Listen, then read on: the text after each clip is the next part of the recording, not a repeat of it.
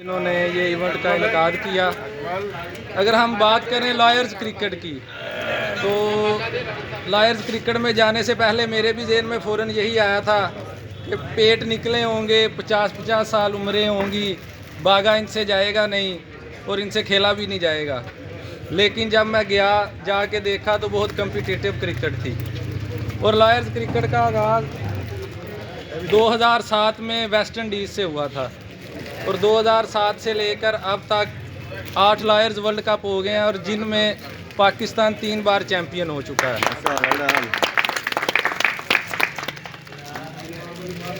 first time मैं last year गया था श्रीलंका पाकिस्तान टीम के साथ लॉयर्स वर्ल्ड कप खेलने,